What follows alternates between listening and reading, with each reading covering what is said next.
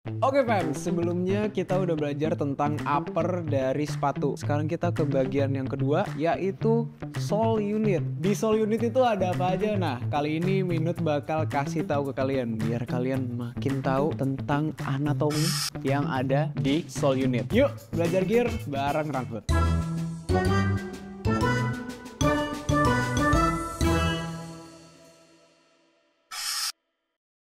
Yo, what's up Rangkut family? Welcome back to Belajar Gear. Di part 1 kita udah belajar tentang upper unit. Nah, sekarang di part ini kita akan belajar tentang sole unit. Jadi yang di bawahnya sepatu. Sole unit itu juga terbagi dari dua bagian. Pertama tuh ada bagian midsole, jelas midsole tuh yang ada di bener-bener di bawahnya upper. Nah, kemudian di bawahnya yaitu bagian outsole. Oke, yang biasa ada di bawah sepatu. Sekarang kita ke bagian midsole-nya dulu. Nah, midsole ini ibaratnya tuh adalah senjatanya sepatu. Nyawanya sepatu itu ada di midsole gitu. Enak enggaknya sepatu umumnya akan dilihat dari midsole-nya yang enak atau enggak. Nah, fams, tujuan dari midsole ini adalah untuk memberikan bantalan atau cover ke sepatu. Kemudian untuk tipe-tipe midsole itu macam-macam. Mereka tuh bahannya bisa dibentuk dari EVA atau TPU seperti sepatu-sepatu dulu, mungkin sekitaran di bawah tahun 2018, 2020 itu banyak yang masih pakai EVA TPU itu bahan midsole. Nah, kemudian makin kesini ada yang namanya bahan PIBA atau PIBAX, atau mungkin ada juga sekarang yang disebut dengan eTPU, itu juga ada. Atau juga ada beberapa brand yang punya komposisi midsole sendiri. Ya, seperti misalnya kayak si Like Strike Pro. Nah, cuman again itu adalah lebih ke rahasia si Adidas aja. Nah, cuman mostly bahan dari midsole itu akan seperti itu. Nah, bahan midsole pun juga macam-macam karakteristiknya. Misalnya dengan EVA TPU yang umumnya itu ada di sepatu lama atau mungkin di daily trainer. Kemudian juga PIBA yang karakternya dia itu lebih bouncy, lebih responsif, lebih memberikan propulsif lah, lebih memberikan pantulan. PIBA itu mudah dibentuk, tapi downside-nya PIBA adalah dia less durable daripada si EVA atau TPU. Nah, kemudian dari midsole. Dari midsole itu juga ada lagi midsole yang misalnya sandwich midsole tuh apa? Sandwich midsole itu adalah dua midsole yang ditumpuk. Jadi misalnya kayak sepatu ini, midsole yang atas beda, midsole yang bawah juga beda gitu. Nah, macam-macam banyak sepatu yang pakai dua midsole. Nah, lanjut. Dari midsole itu juga ada yang namanya drop atau heel drop. Oke, so ini dia drop ya. Jadi si drop ini adalah bagian heelnya, kemudian bagian forefootnya ini ada yang turun, drop, jatuh gitu. Nah, itu adalah namanya heel drop. Nah, si heel drop ini kalau misalnya dropnya semakin tinggi, itu dia akan lebih mendorong tumit ke depan. Sedangkan kalau dropnya semakin rendah, maka nyaris ke nol, dia adalah lebih flat. Dia akan lebih banyak ke flat. Nah, umumnya sepatu-sepatu dulu tuh, atau mungkin sepatu sprinter gitu ya, itu tuh ada yang flat ya. Atau mungkin kalian pernah dengar istilah racing flat ya, seperti sepatu maraton zaman-zaman dulu. Nah, itu dia. Mungkin kalau di zaman dulu, flat shoes ini lebih enak buat dipakai di high speed. Gue pun merasakan yang sama gitu. Nah, sedangkan kalau sepatu sekarang karena supportnya banyak, jadi dia lebih membantu untuk drop yang lebih tinggi. Umumnya kita bakal jumpain drop sepatu-sepatu modern tuh di sekitaran 8 mm sampai 10 mm. Kalau yang mau ekstrim bahkan 12 itu juga bisa ada dropnya. Cara tahu itu dropnya tinggi atau enggak, itu caranya gampang banget, cuma kurangin aja bagian tinggi heel dan juga tinggi forefoot ya. Jadi tinggi yang belakang terus tinggi yang depan itu dikurangin aja. Nah, itu ketemu tuh. Jadi macam-macam, misalnya kalau ada yang dropnya 8, berarti heelnya 40, forefootnya 32, itu dropnya 8. Atau juga ada yang ya dropnya 10, drop 12, banyak kayak gitu. Nah, itu tergantung dari sepatunya dan kadang-kadang tergantung juga dari sepatunya peruntukannya untuk apa. Oke, drop di sepatu modern juga ada namanya rocker. Buat kalian yang masih bingung rocker itu apa, nah rocker itu umumnya kita jumpain di sepatu-sepatu modern. Tujuannya untuk memberikan motion yang lebih natural di kaki. Nah, mungkin kalau ini rockernya nggak terlalu kelihatan kali ya, tapi umumnya sepatu-sepatu dengan rocker yang benar-benar kelihatan itu sekarang dapat dengan mudah kita jumpai di racing shoe, apalagi yang racing shoe yang maraton-maraton ya. Nah, dia rocker itu bagian, nah ini kalau misalnya di tengah sini kita ambil tengahnya sepatu, rocker itu adalah bagian yang dimana midsole ini itu tuh makin naik ke atas. Degree-nya atau derajatnya itu juga beda-beda tergantung dari dari si sepatunya. Ada yang kayak gini nih, si Hoka CLX One ini rockernya cukup ekstrem. Dia mulai dari tengah, let's say ini adalah 50%, berarti ini 60%. Nah, sisanya di sini. Jadi dia mulai start 60% dari bagian midsole-nya, dia mulai naik. Nah, naik itu juga degree-nya macam-macam. Rocker itu kalian akan bisa ngerasain ketika menggunakan sepatunya. Oh, ini bagian yang membuat kaki untuk jadi lebih mudah terdorong ke depan.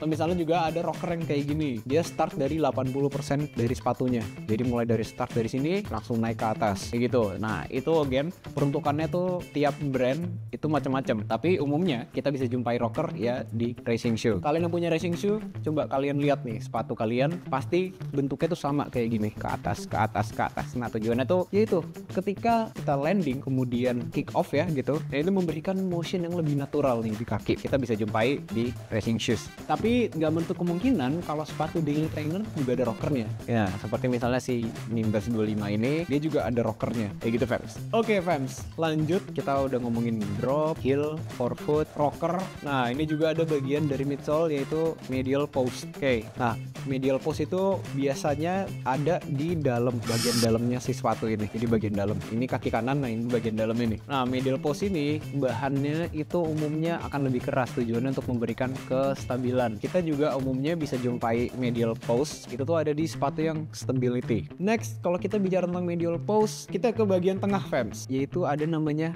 shank. Oke, apa itu shank? Shank ini adalah struktur pendukung antara insole dan juga outsole. Biasanya ada di tengah sini. Yang tujuannya supaya sepatu itu tidak geser kanan, geser kiri, geser kanan, geser kiri. Tapi di sepatu modern udah jarang banget gue lihat sepatu yang ada shanknya. Nah, kalau kalian masih punya sepatu yang produksiannya di bawah 2018an, umumnya sepatu-sepatu kayak gitu ada shank. Nah, shank itu biasanya ada di tengah sini nih. Tujuannya untuk memberikan support di sepatu ya, biar nggak gini, biar sepatu itu stable. Si shank ini untuk memberikan kestabilan. Umumnya banyak banget sepatu di 2018 gue sempat punya ya sepatu dengan ada shanknya. Itu biasanya terbuat dari bahan plastik yang agak lebih keras di bagian sini. Tujuannya ya itu untuk memberikan kestabilan di sepatu. Nah, tapi ada juga kalau di sepatu modern sekarang itu model shanknya tuh udah integrated ke si sepatunya. Misalnya si brand itu bisa membuat bagian tengahnya itu lebih ada support. Itu ada bagian yang bagian tengahnya tuh dia lebih membentuk struktur yang memberikan support di bagian arch. Ya, misalnya seperti sepatu yang pernah gue pakai itu Saucony Guide 17. Meskipun dia benar-benar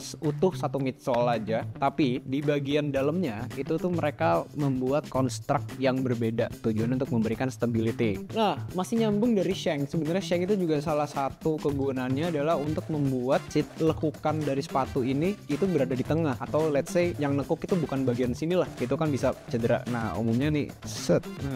Jadi bagian yang tengah ini dibuat lebih keras. Tapi kalau kita nyambungin dari shank yang tujuannya untuk biar sepatu itu lekukannya tuh bener-bener di tengah sampai ke depan. Di sepatu-sepatu modern itu sekarang ada yang namanya carbon. Lebih ke plate sebenarnya. Seperti sepatu ini. Ini ada plate-nya di tengah. Mungkin gak kelihatan. Ya udah. Nih, plate. Bisa dilihat ya.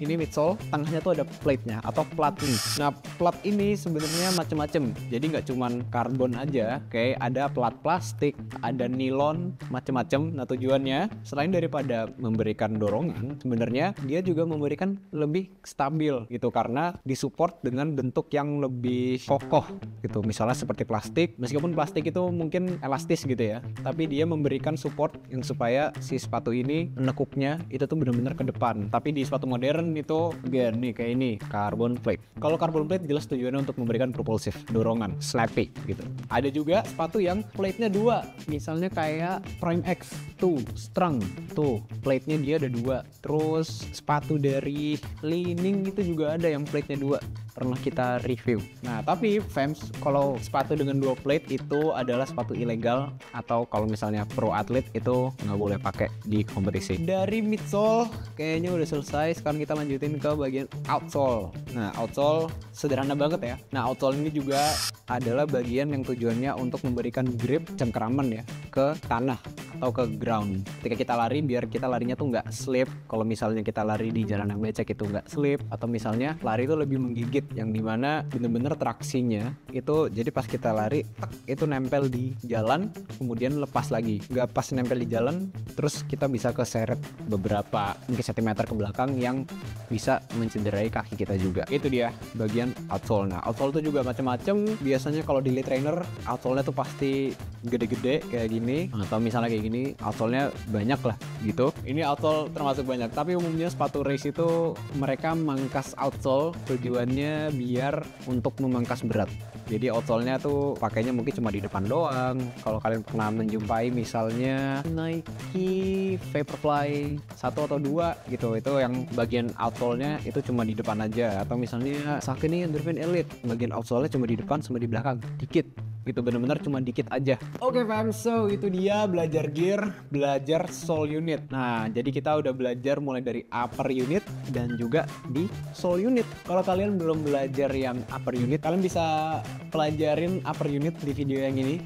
Nah, lanjut ke bagian sole unit biar pengetahuan running shoe anatomi kalian lengkap. Oke fam, so itu dia. Gue rasa gue udah menjelaskan semua anatomi yang ada di sole unit. Kalau gue ada miss atau kalian mungkin punya pendapat yang berbeda, boleh kasih tahu di komen di bawah. Satria signing out. Thank you for watching and bye for now.